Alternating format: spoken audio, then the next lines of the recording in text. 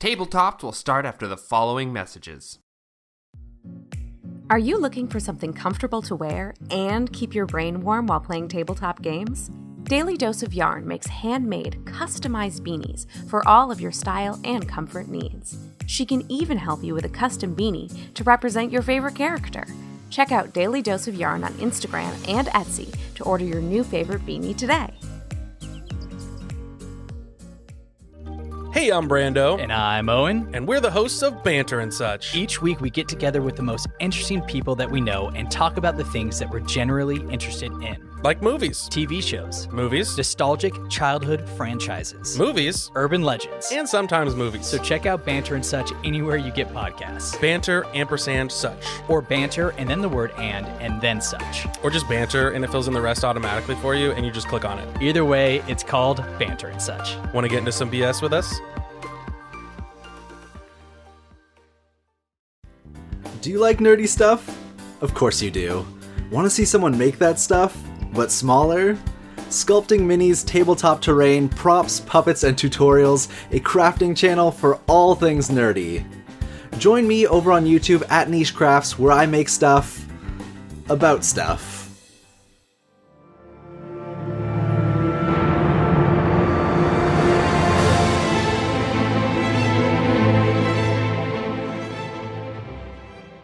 Welcome back, everyone, to another episode of Tabletop. My name is Nick Perrin, your host, and I am so excited to get to today's episode. But first, if you can go to our website, tabletoppedpod.com, we have a whole bunch of stuff happening there. We have a Discord server that you can join for free where you can talk to us. We have our contact form if you wanted to suggest new ideas for episodes. And of course, we have our Patreon. You can also go to patreon.com/tabletopped.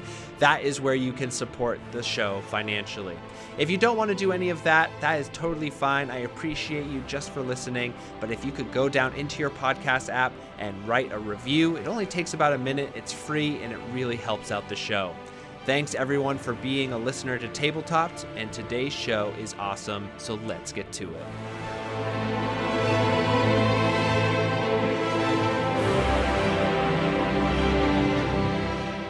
Welcome back to another episode of Tabletop. Today we are back under the bed to talk about a spooky, scary, Christmas time monster. We're talking about the Krampus. And of course, since we're talking about monsters, we have back our local monster expert, Greg. Greg, let's let the audience hear a little bit of you.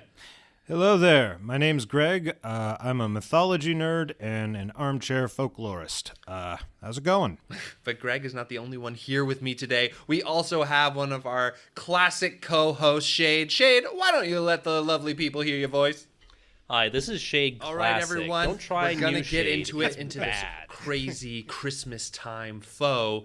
But I have to be honest, the Krampus, like, all I really know is from literally like Bob's Burgers and other animated specials of like the crazy monster that drags you away and takes away your gifts. I am almost 100% sure that is not actually what Krampus is. So, Greg, can you give us a general background around what actually Krampus does in mythology? Certainly. Krampus is actually kind of an interesting character because he's not exactly like from one straight mythology. He's kind of a hodgepodge of a lot of things, kind of combined and coalesced over the years.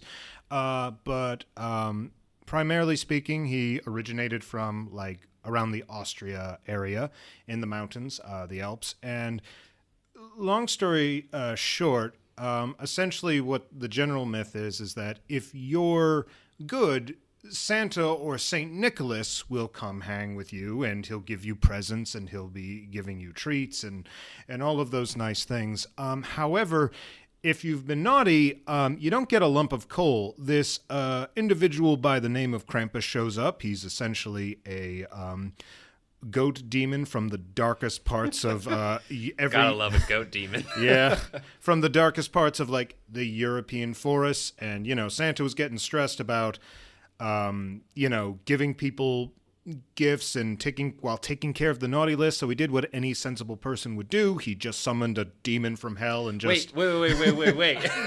Let's slow down. So Santa Claus, St. Nicholas, drew a pentagram and summoned a devil from hell to punish the naughty list. I might be kind of doing my interpretation of it. I was gonna say I don't remember Santa being quite so active in this. I was like, man, Santa's like a metal nerd. I love this. He's like, let's make this album cover come to life. Actually, St. Nicholas, he's kind of hardcore, but I won't go into that tangent. No, please do.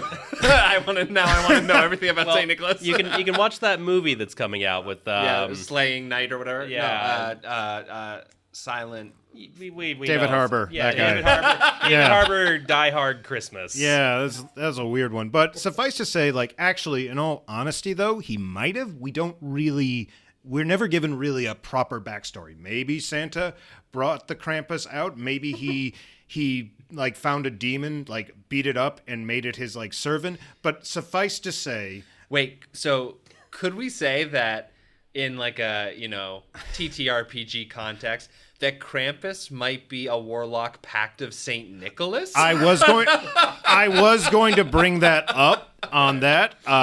You could definitely do that, but or maybe opposite. Either way is pretty cool. It's kind of a flip of the coin, but suffice to say there's a lot of like elements and story parts going through it, and essentially what will happen is that if you're naughty, Krampus will show up to your house and give you a good licking. Yeah, pretty much. He'll beat you with a stick.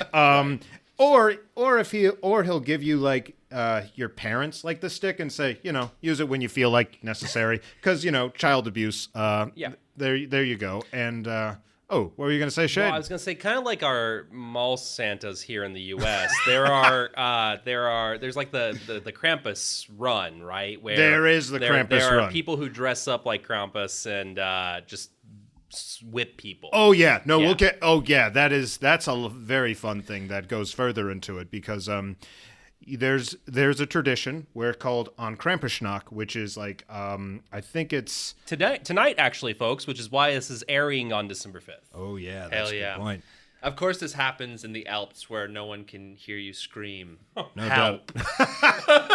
I hate you. They think you're just saying "Alp" when you're like help, and he's like, yes, that is where I live. Whip, whip, whip, whip. But it gets even more. But the thing is, it gets even more fucked up because supposedly he hits you with a stick, but if you're really bad, he actually has like a sack, which instead of giving out presents, he shoves children into like this big burlap sack. Where does the sack go, Greg? Well, that's where I hate you so much. Where does it go? Where do the children go, Greg? We don't know. Some people believe that you take it. They are taken to his lair where he either A, eats them, B, throws them in a lake to drown, or C, literally drags them to hell. Which I kind of feel like there's a little bit of an issue where it's like if you're good, you get a toy train. If you're bad, you are literally dragged screaming to hell by a demon. There's like a difference in exponential like reward versus punishment. So I do think that there are some traditions where he's just the one giving out coal and crap like that. Yeah. It's not quite as violent, but yeah, there's definitely the edge of terribleness. Oh yeah, definitely. And it's weird because again, I know that we're bombarding everyone with like a bunch of different interpretations and stuff, but again, Krampus is not.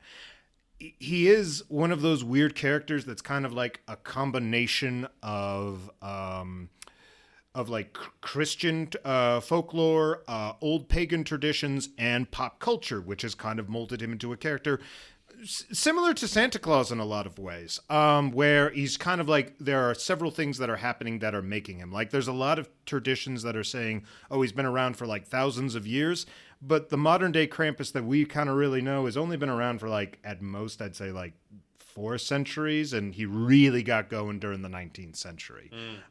Is this having, I mean, coal to me kind of lends itself to like, is this an industrialization myth? Because you said like 400 years ago that this is where it really took off. Is there something around its origins and like, you know, the modernization of Europe that like align? Or I know you're looking at me with scared eyes. I'm sorry. I'm asking a very specific question. That's not my scared face. That's my face. That's man, I'm not good with emotions. Does not compute. Actually, I've got no freaking clue. But it's a good point. I do know there were Krampus carton, which was this whole thing of like you send out your holiday cards, and instead of having Saint Nick or whatever, it would have Krampus on them, and it would be like kind of a cheeky card. So I think if anything, it's more like Coca-Cola in Santa. Yeah. That's actually a good point. Well, I'm kind of interested, like, because I was like, why hasn't Coca-Cola done anything with Krampus? But, like, I guess it's because child the company abuse has the copyright. I mean, honestly, it's probably because Coca-Cola is already doing, they don't want to, like, test their luck and get Krampus on their case, because not a good company. I drink it, but it's not a good company. Well, I think one of the other... No, we're going to lose the Coke sponsorship. Oh, no! Shade, that was what was going to get us through December. Oh, no. It's Pepsi now. We're a Pepsi company folks, now. Please help us with our Patreon, since we won't have the kind support of Coke anymore. I think it's interesting, though, that you bring that up, though, because a lot of... Krampus has been seeing kind of a therapist?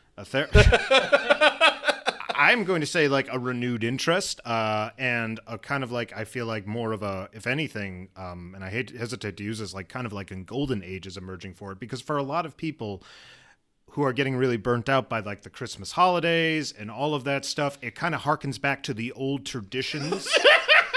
Where it's like for people who are like tired of gift giving and just want to go back to the switching. I love Christmas. I am a Halloween nerd. Let me find my way to cope with this season. And it's just, and people, and as Shade brought up recently, like, yeah, there is something called Krampusnacht where places in Europe, people will dress up as like Krampus monsters. It does look like the bastard offspring between like Christmas and Halloween, where it's snowing, it's beautiful, you've got these beautiful Germanic towns, and people are walking around in like demon outfits, and they're like giving out, although they actually give out candy to children, which is kind of interesting, but they also like beat people with sticks if you're not careful, because people are drinking schnapps and a lot of it, so it's kind of a ruckus. I mean, that sounds fun, but can't they just watch Nightmare Before Christmas? No, that's not going to happen. This is definitely not going to happen. Yeah, I wouldn't bring that up if I were you.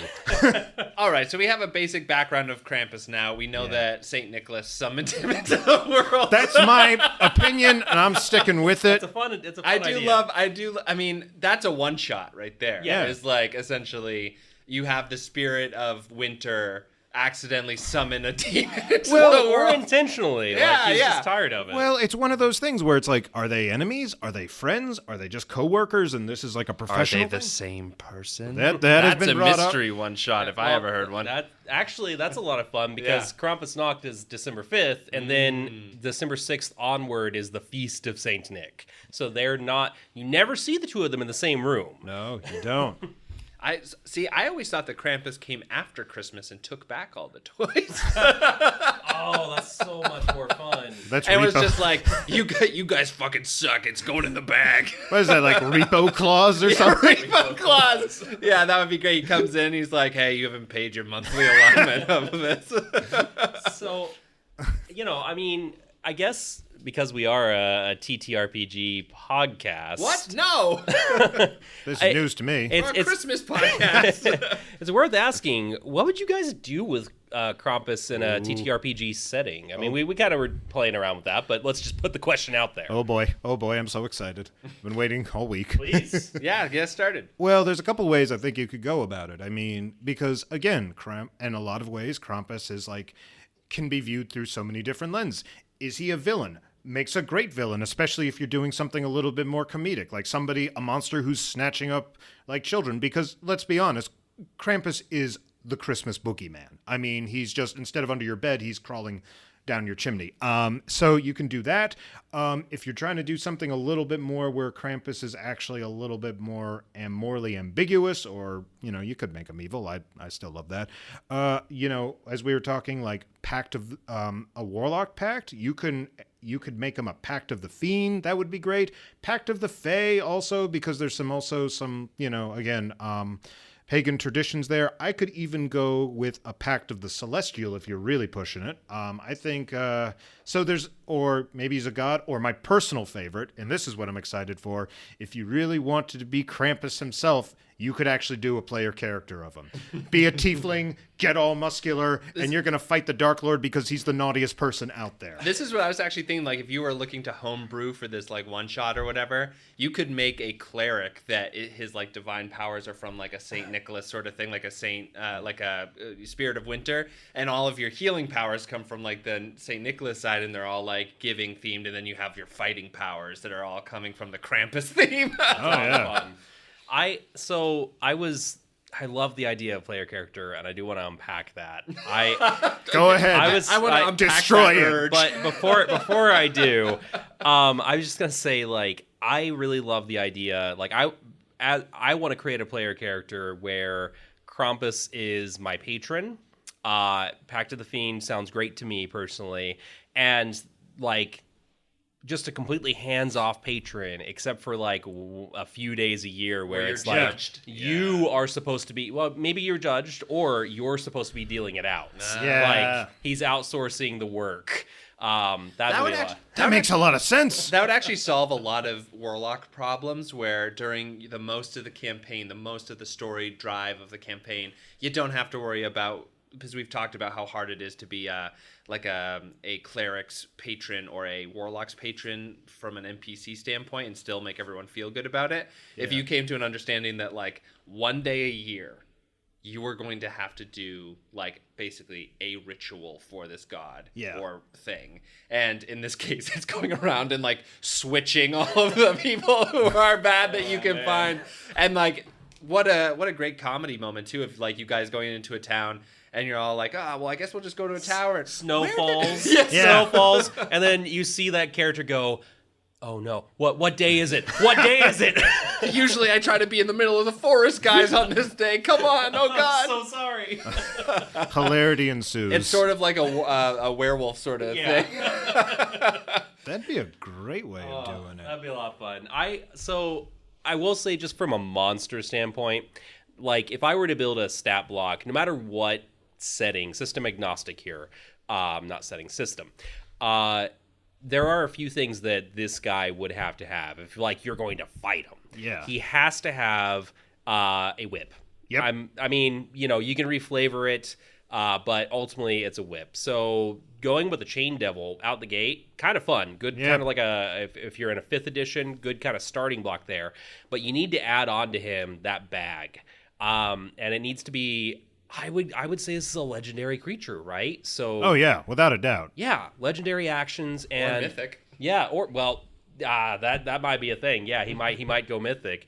But legendary action once every round he can use, I don't know, 2 legendary action points to try and grapple you into the bag. And if you don't get out of there after a certain amount of time, you're gone, period. So sort of like a bag of holding creature kind of thing. Bag of devouring specifically is where I would kind of base it off of. Good item. Yeah, I would also say if you are in a game where you are not thrilled about children being horrifically murdered after a couple of rounds, I could say that make it like a severe disadvantage to get out, and then you have to follow the Krampus back. I was thinking about player characters that he's fighting, but yeah, I suppose if you don't want to do child murder in your game for some reason. I mean, it is the Krampus, so... I mean, you could even just have the bag be a teleportation item that when he, like, shoves you through, you end up in, like, the bottom of a lake somewhere, and then you're just like, oh shit, I gotta get out of this lake. That's definitely the way nightmare. Yeah. But also, like, I think a really cool hook could be that you go to a town, or there's a temple or whatever, and to celebrate winter and to, like, really try to bring the goodness of the world or whatever, somebody tries to do some sort of magic that summons all of the goodness of winter to like bless this town or whatever. But what it actually does is it splits winter, the spirit of winter, into both the good and the bad, and you have like That's a way to do you have it. like this Krampus entity that's created from that, and this other like Santa, sort of being that's created, and then you can I like that. have like a pretty cool like either a month-long set like set of sessions or one session where you're just trying to put them back together again and get them out of there. Yeah.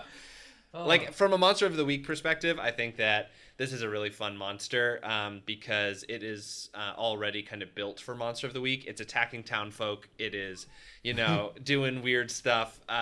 People don't know what it is, and you can make some really fun weaknesses for it. Like maybe even just like doing acts of goodness in its presence, like makes it like run away or like forces it away. And like you can also find other things, like maybe you have to like unsummon its summoning circle to like finally banish it and stuff like that. Yeah. I agree with that because I think this is one you can't kill. Yeah.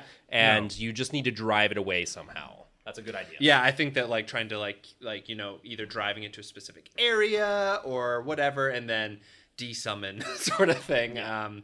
Wait till its cooldown comes off. That would be great. Yeah, I think Krampus is definitely one of the true immortals with a capital like I. But that's just me. I'm biased. So tell me a little bit about this character playing as Krampus. Oh, 'Cause okay. I want to talk more about that. Okay, so long as you don't steal him later. Who am I kidding? I mean, I will, but Yeah, well, so, I mean, generally speaking, this is just like... We won't cramp your style, Greg. It's like... where's Krampus when you need him? I could have sworn I thought Sean wasn't here, but there we go. Pun master there. But the way I was thinking, and of course I'm using 5th edition because, that's usually what I do when I'm doing, tabletop stuff. You take a tiefling, you could make him, I'd say, more of like a, you could do the cleric thing. I like that. For me, because I'm more of a martial dude, I would stick with maybe making him either a barbarian, great with rage and being able to take a lot of damage, or make him into like a paladin, Oath of Vengeance. That could be really cool because they get to teleport and, he sees you when you're sleeping and he just manages to find a way into your house without you knowing it. You could also do like Gloomstalker. Oh, like that would be ranger. good. So you also get like free ambushes and like a lot of like weird dex bonuses there. So you could do like Shade was saying like a whip weapon or something like that. And you could set up like traps, like use like if you gave him a bag of devouring, maybe that becomes like an attack that he has of like just trying to stuff people into this bag. Yeah, no, I love that too. And I think like one of the things, because we've been talking about him as a legendary creature, and obviously that's an NPC situation where you can't have somebody that powerful, at least in the very beginning of the game, do it. So a backstory could be maybe you're Krampus and somebody stole like your magical like whip or your sack, and now you've been reduced to this mortal status, and now you have to team up with a bunch of adventurers because they say they're good guys, but they're beating the crap out of a lot of, like, bad people, and you're like, hey, I like beating the crap out of a lot of bad people. I feel like this is like a lawful evil sort of character, too. Oh, for sure this is lawful evil. But he does, and it works, actually, because the Krampus does have rules. Like, he doesn't go after good kids. He doesn't go after things like that. But if you're naughty, and that can be very susceptible to interpretation, he's kind of like, well, that bartender, he's overcharging, so time for the stick. A stick in the sack. Or it's like, well, there's a Dark Lord and we got to stop him. I don't think I have a rod big enough for Dark Lord. I'm going to have to go start finding one to beat the crap out of him. Whenever we talk about the sack, I'm just imagining sort of like this like cloth magic wood chipper that you like put it over someone and just it shreds them out the other side. That is a terrifying image. You're just reenacting Fargo the entire Yeah, time. yeah. Or like, have you ever seen what's it? It's like Chris and Dale versus Evil or something. Yeah. Where the guy falls into the wood chipper.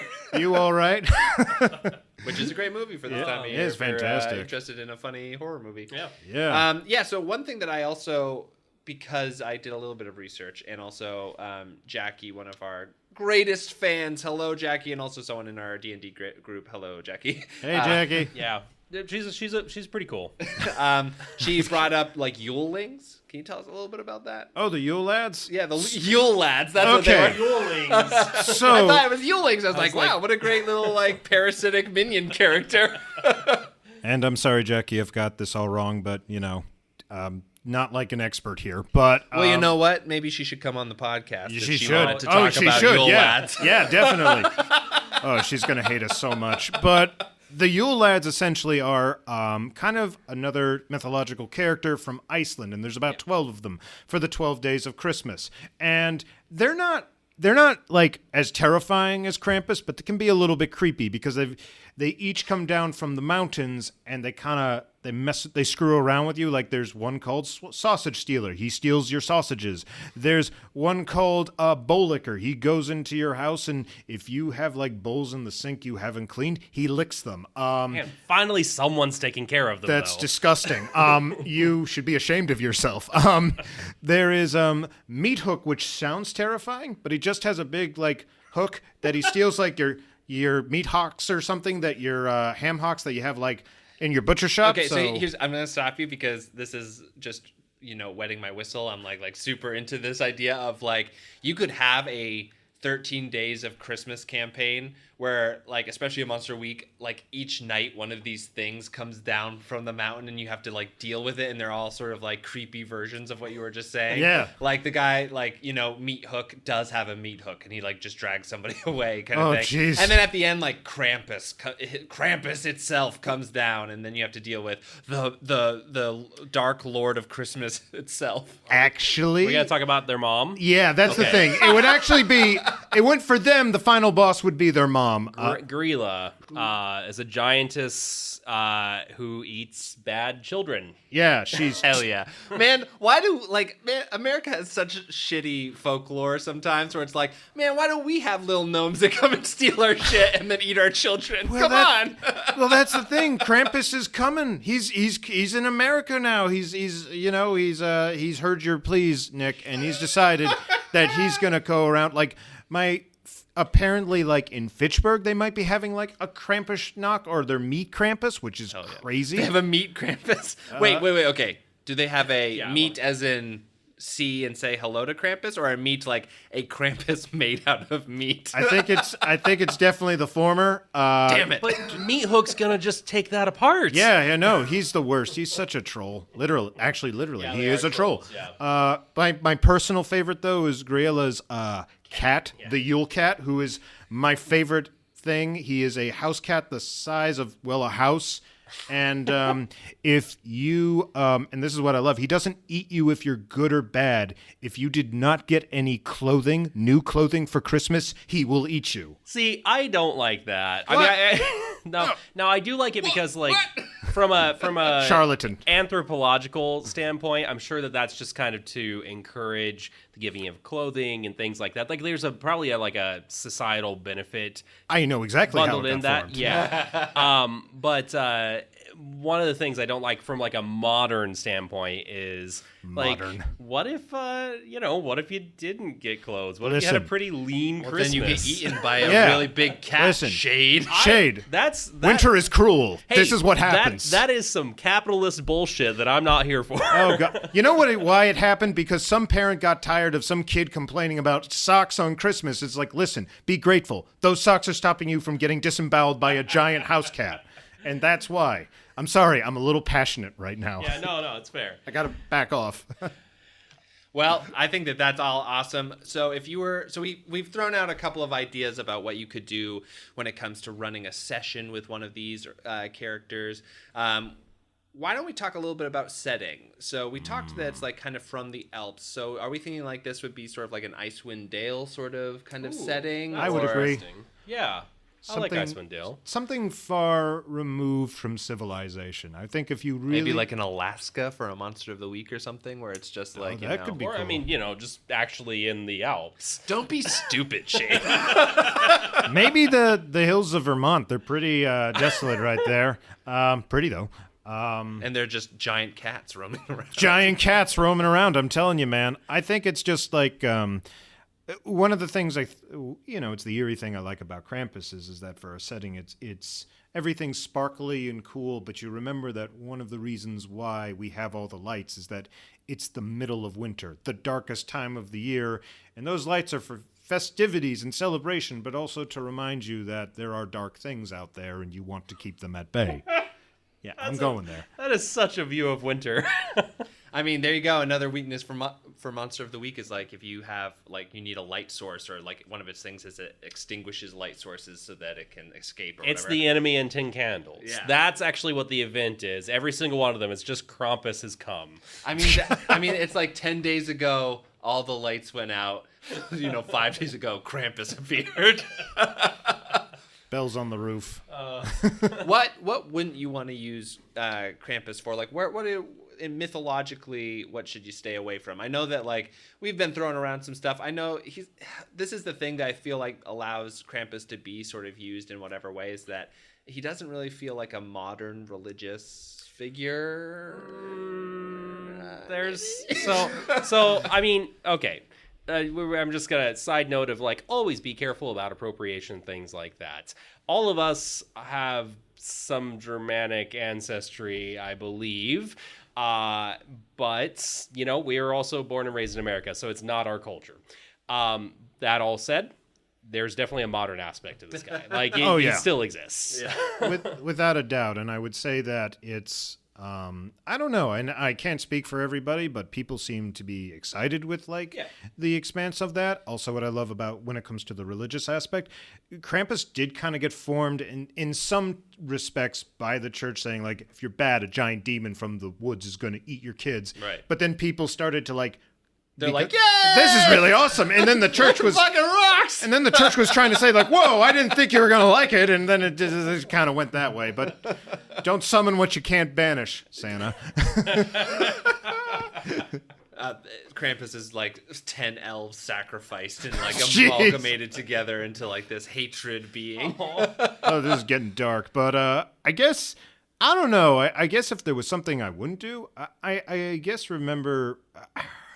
Krampus is a scary thing and it's spooky and you can do a lot with it, but there's also a bit of for me personally, there is a bit of a tongue-in-cheek thing because it is kind of, it's very dark, but it's also somewhat amusing, and I guess I wouldn't lose that element. So I've been sitting on a certain word to describe Krampus that you're going to hate. What? And that is, I don't think he's a devil. I think old You shut your Saint trap. Nick himself, I think he's a fucking fae. Yeah, fuck you. Yeah. Actually, in all seriousness, you have a valid point, but I'm still going to act angry and mad because you know how I feel about these things, but you're actually right. Yeah. You could do that. He is very easy to make him a fae because, again, he is so many things. You could even say he's a scary celestial because he hangs around with Santa Claus. But, I mean, I prefer the devil thing, but don't let me cramp your style. All right, we should shut this down. I make the pun, and now everybody You're not hates... allowed, Okay, Greg. okay. Well, I know my place. The last thing, it's so tangential, but one little scene that I really want to play out with this guy is I want to, maybe a Monster of the Week, establish Santa's coming tonight in our Monster of the Week game. Fun. And you hear the up on the rooftop, click, click, click.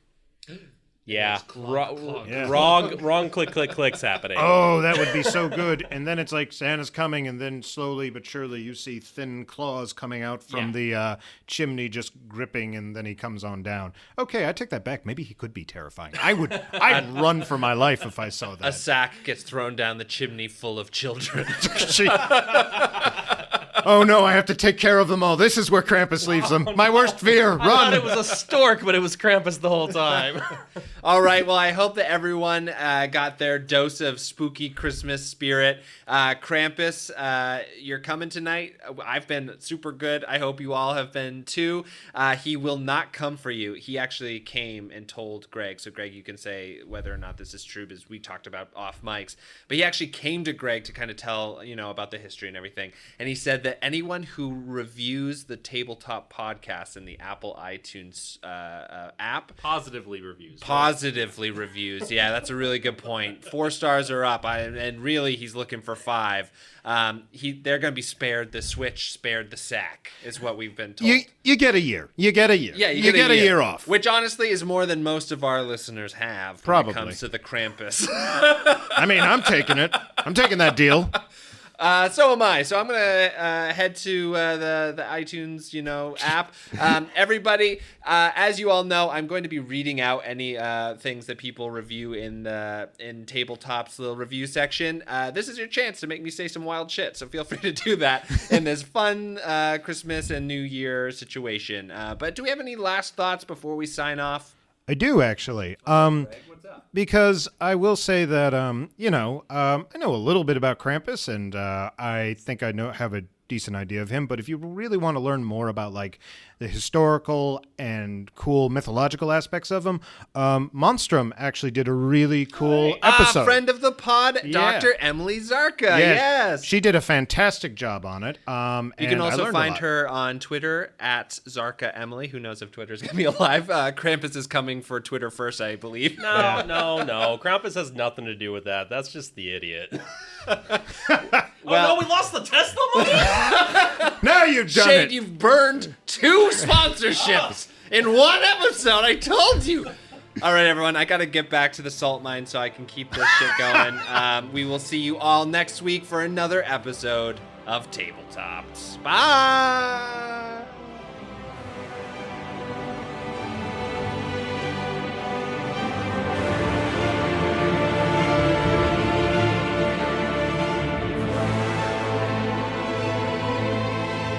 Thank you all for listening to another episode of Tabletop.